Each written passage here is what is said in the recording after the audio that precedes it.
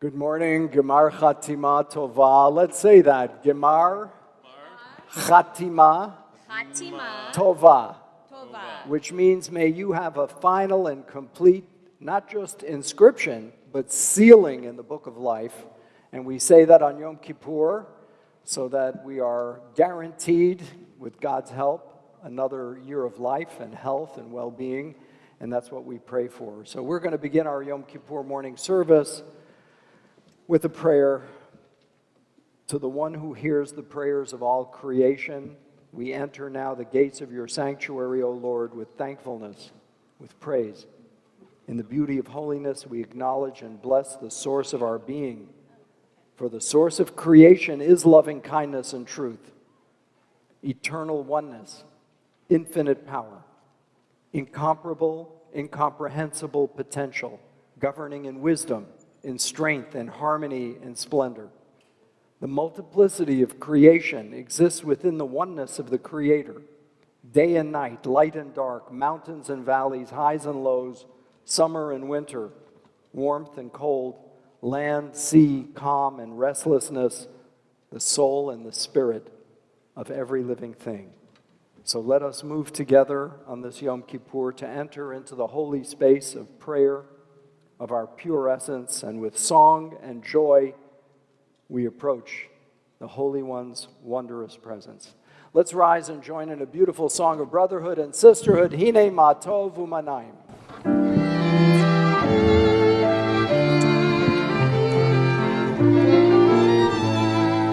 Hine ma tov u'manayim, shevet achim gam yachad. Hine ma tov u'manayim, shevet achim gam yachad. Hine ma tov, shevet achim gam yachad. Hine ma tov, shevet achim gam yachad. Hine ma tov u'manayim, shevet achim gam yachad.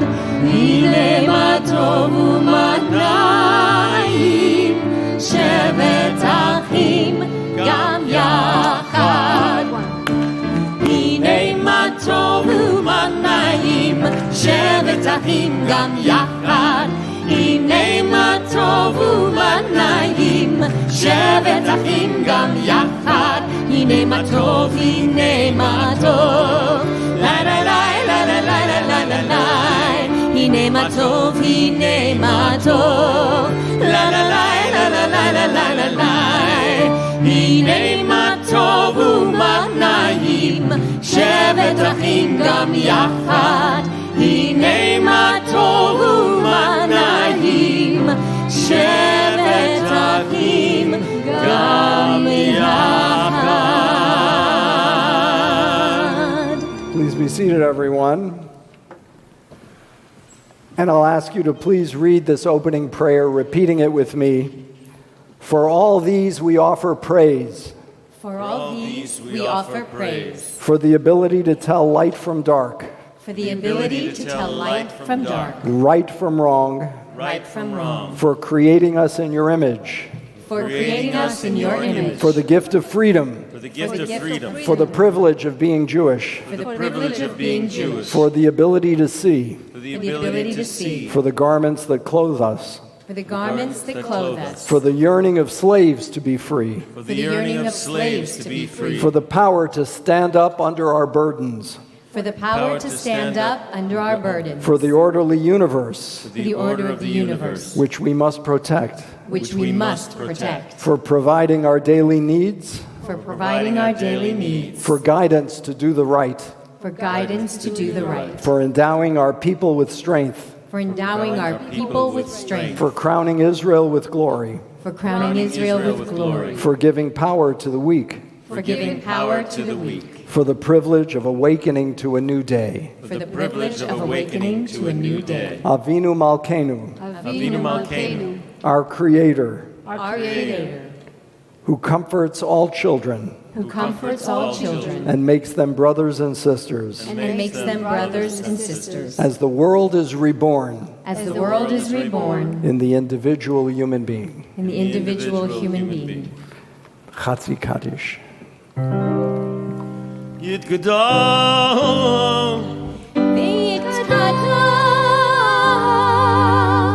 Yitgadol, Shema Rabbah, Amen. V'yalma divro, Edurtei, V'yamlich malchutei.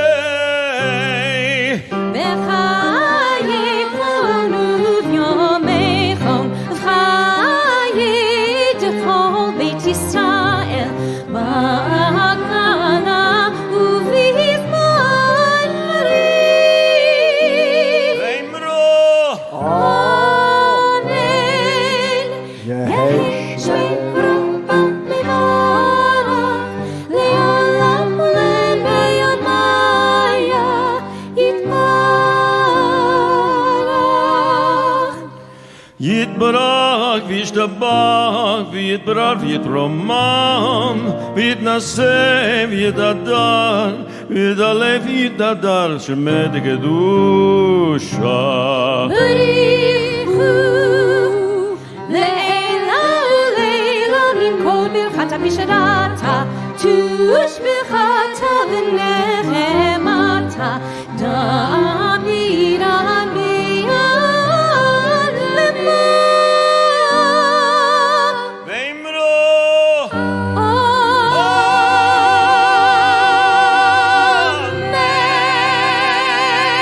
Amen.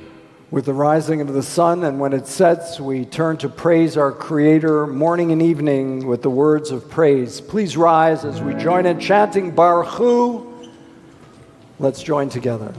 Baruch hu et Adonai hamevorach.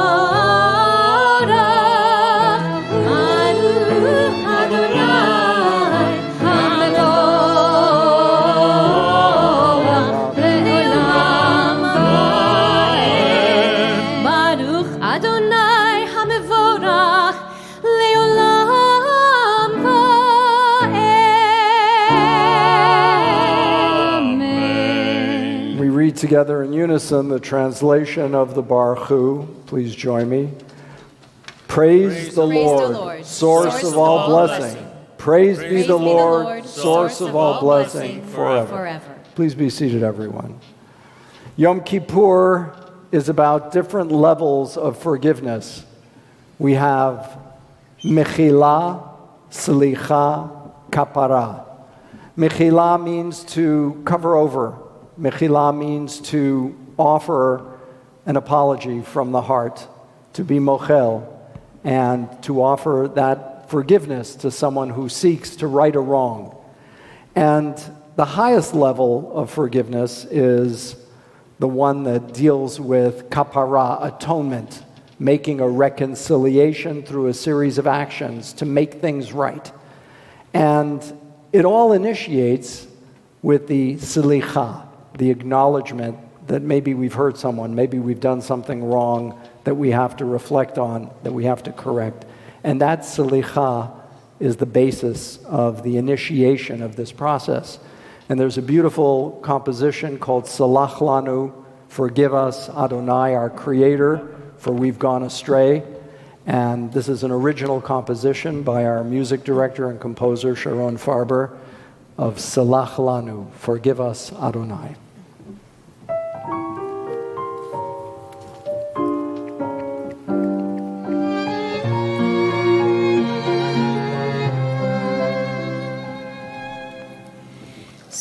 Salach lanu,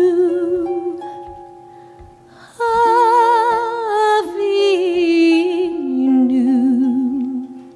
Salach lanu, ki chatanu,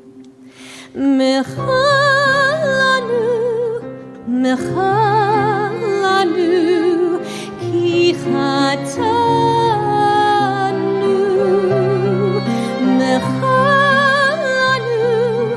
Mechalanu ki chatanu Makinu ki pashanu Makinu ki pashanu Makinu ki pashanu Makinu ki pashanu Ki mocher v'soleach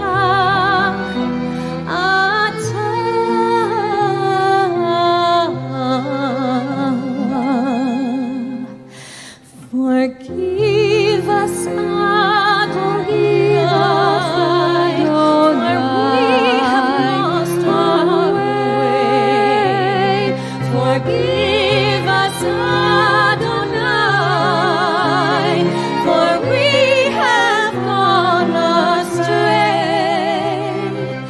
Pardon us, forgive us, for we seek your grace. Pardon us, forgive us, bless us with love and faith.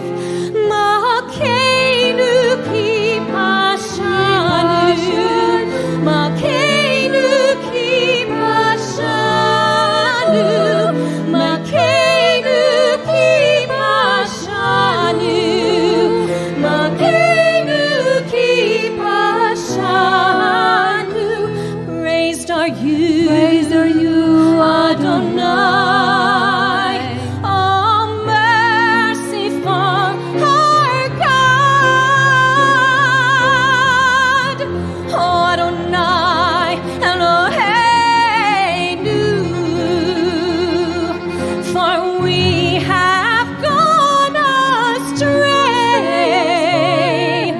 Mechalanu, slach lanu,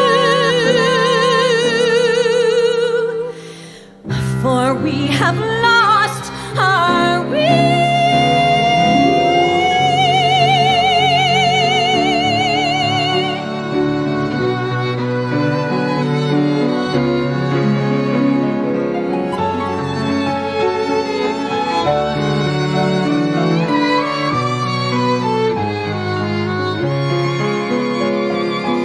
Pardon us, forgive us, for we seek your grace. Pardon us, forgive us, bless us with love and faith. Selach lanu, selach lanu, selach lanu,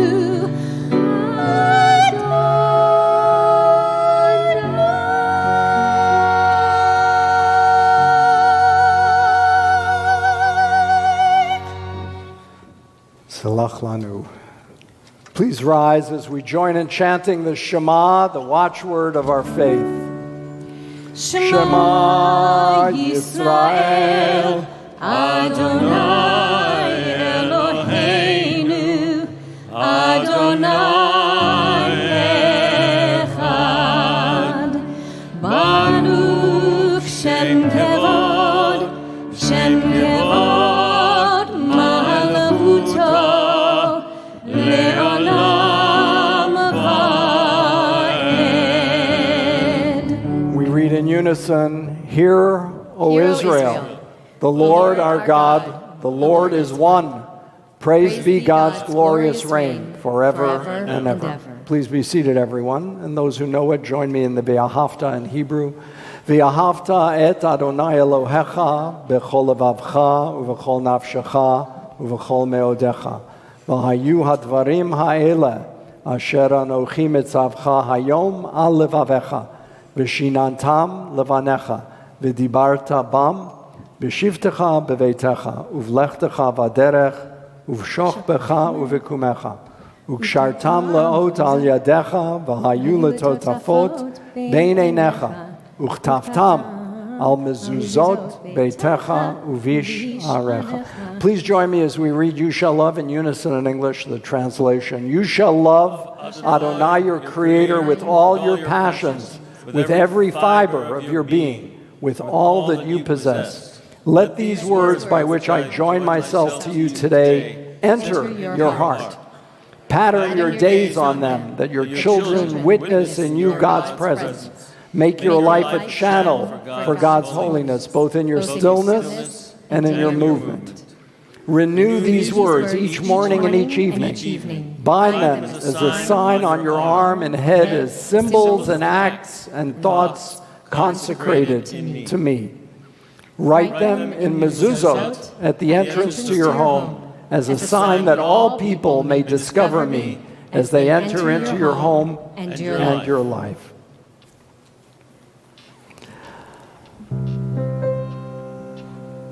We now join together in reading the Salachti prayer, It is true. Please join with me.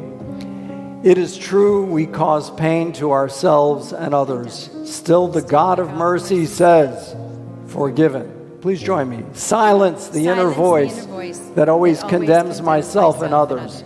The God that grants pardon says, forgiven. Even though we internalize anger and take it out on others, the God of love says, forgiven.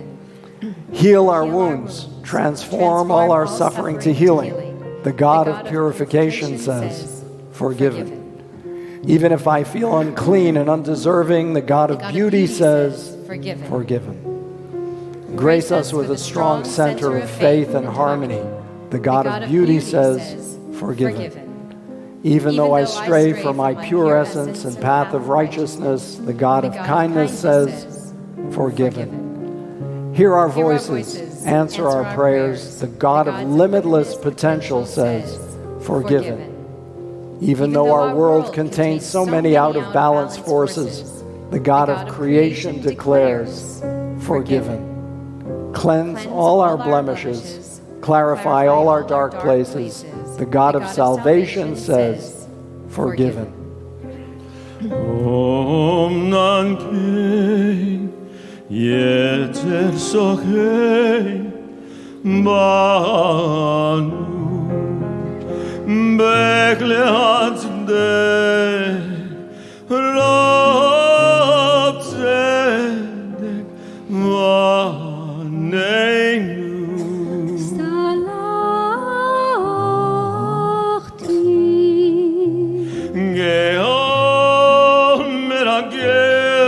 וגם פגר הפרו דוד שואג בקול יתן כל דברו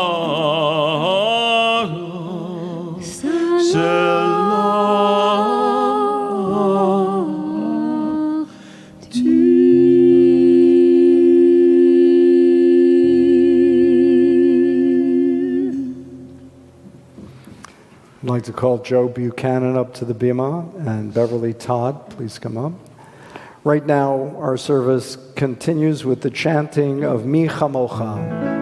ומלכותו ברצון קיבלו אליהם משה ובני ישראל לך אנו שירה בשמחה רבה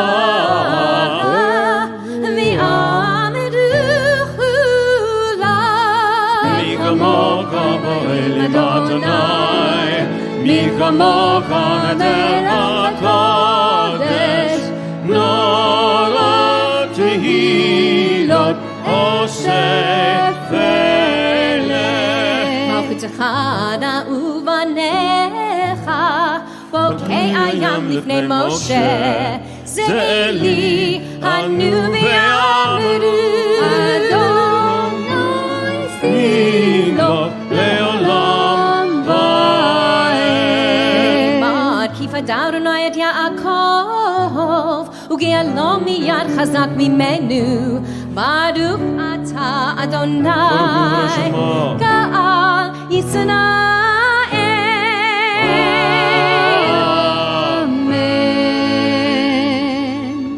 So those of you who were here with us last night had the pleasure of hearing a good friend who's a country singer from the state of Texas and who has converted to Judaism and began composing a lot of music related to the themes of coming to Judaism. And one of them is a beautiful song on his album entitled Return. And I'd like to call on Joe Buchanan to chant that beautiful melody. Hashivenu, return. Hey, Beverly.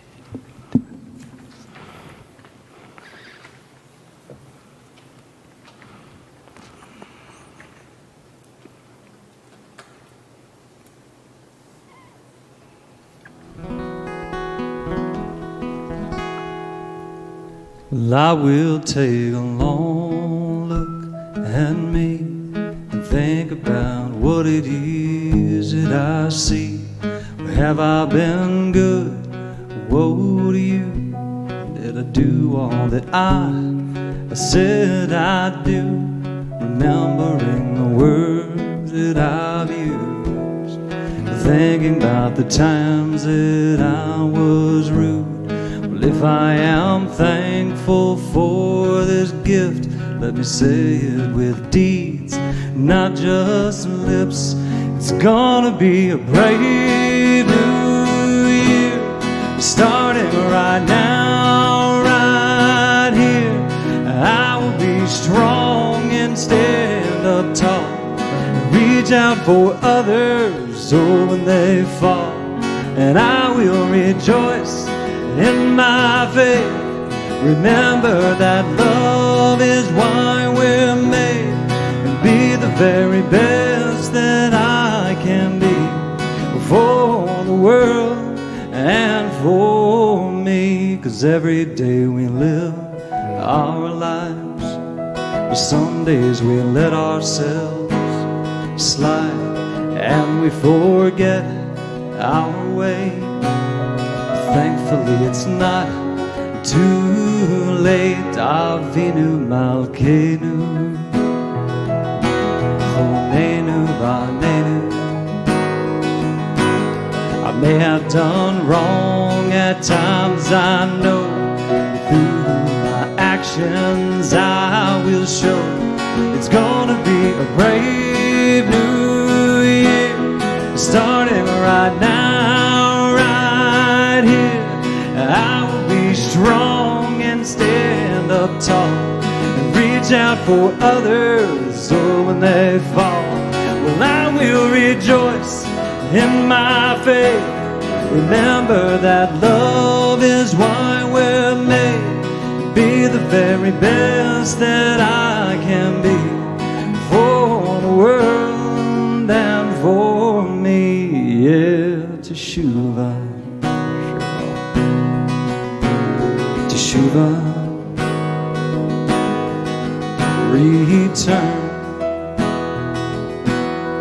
oh, return.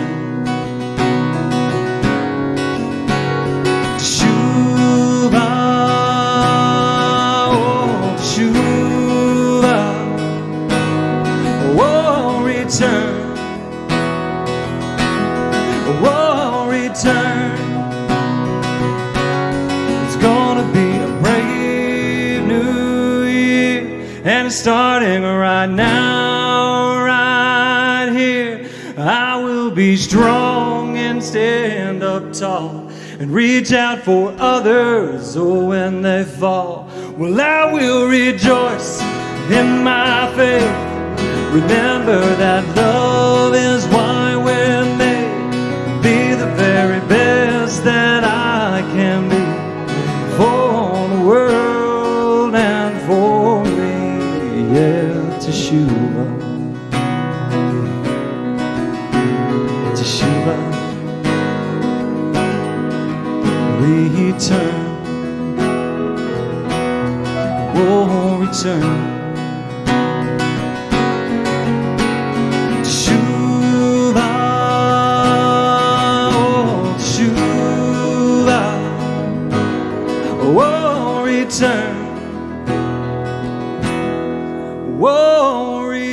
return. Beautiful, Joe. Thank you. You're a blessing, Joe. Shana Tova, you're a blessing, Joe. And, you know, a lot of people ask me, how do we keep the music of the high holidays with us all year long? So without sounding like a rabbi who's making a plug, I want to urge you to get Joe's albums. They're full of beautiful Jewish music. And speaking of albums, our cantor is coming out with a fantastic new album called Blessed. So the opportunity to keep these melodies in your heart and consciousness all year is here for you. So please make sure to look for those and support Jewish art. We are, after all, Temple of the Arts. We want to promote the development of Jewish music and art throughout the year. Right now, I'd like to call on Beverly Todd for a reading.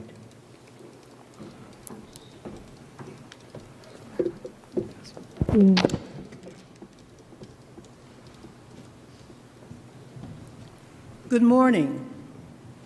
This poem is entitled Le Shana Tova, God. This is the beginning of a new year. God, you have given this new year to me to use as I will.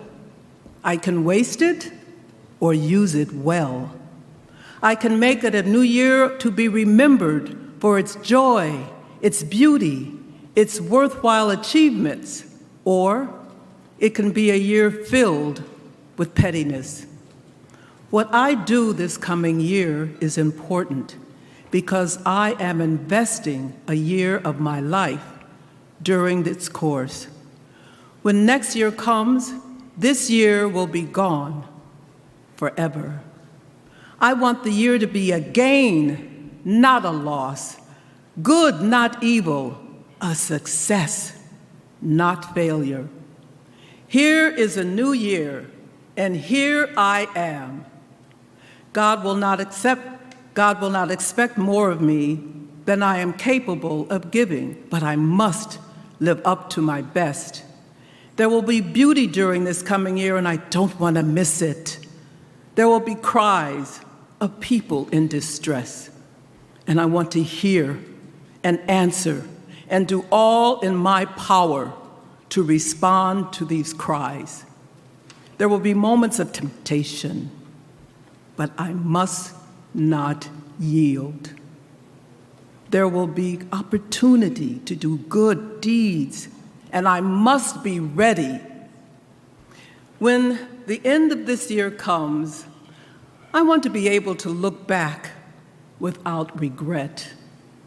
When the end of this new year comes, I want to be able to look forward to the following year with eager spirit and a thankful heart. Author unknown. Thank you. Beautiful. Thank you. Thank you.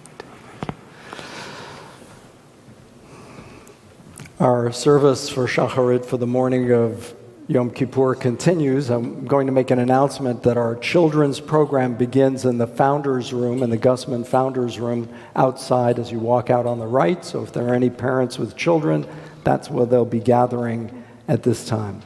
And right now we continue our service with the chanting of the Amidah, the Avot and Gvurot. Will everyone please rise and let's join in the chanting of the Amidah.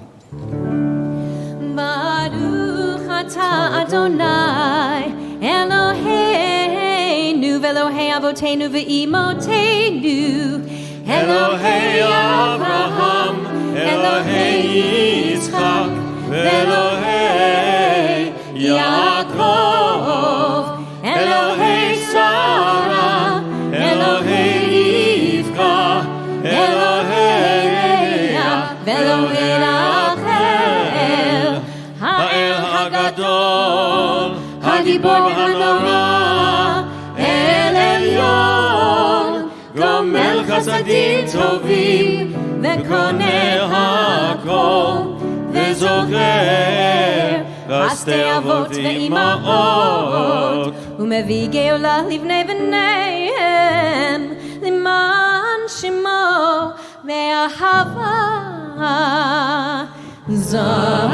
Zachrenu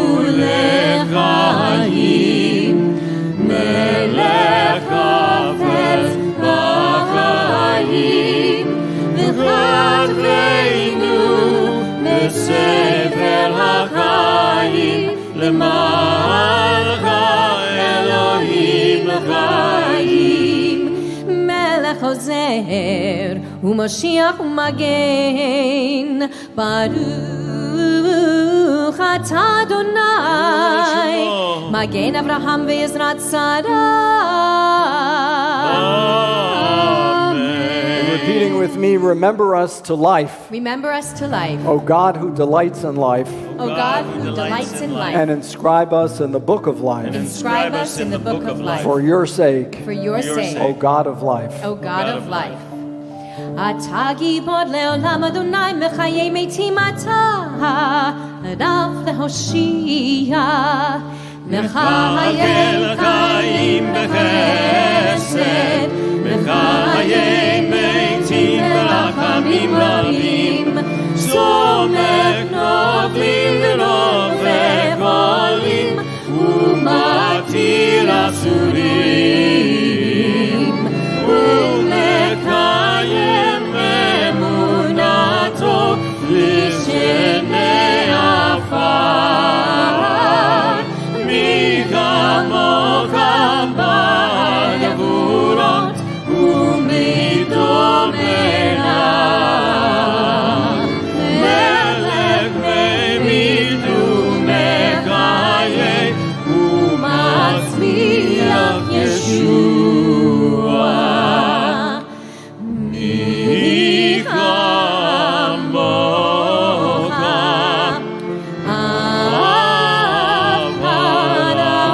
הרחמים, זוכר יצוריו לחיים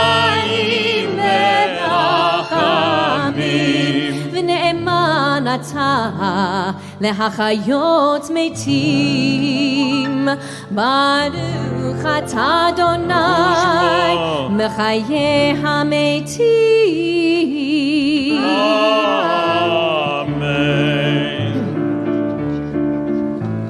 נקדש את שמך בעולם, את שמך בעולם, כשם שמקדישים אותו בשמי מרום. ככתוב על יד נביאך, ככתוב על יד נביאך, וקרא זה ואמר, וקרא זה ואמר, קדוש קדוש קדוש אדוני צבאות, מלוך כל הארץ כבודו. אז בקול רעש גדול, אדיר וחזק, משמיעים קול, מתנשאים לעומת שרפים, לעומתם.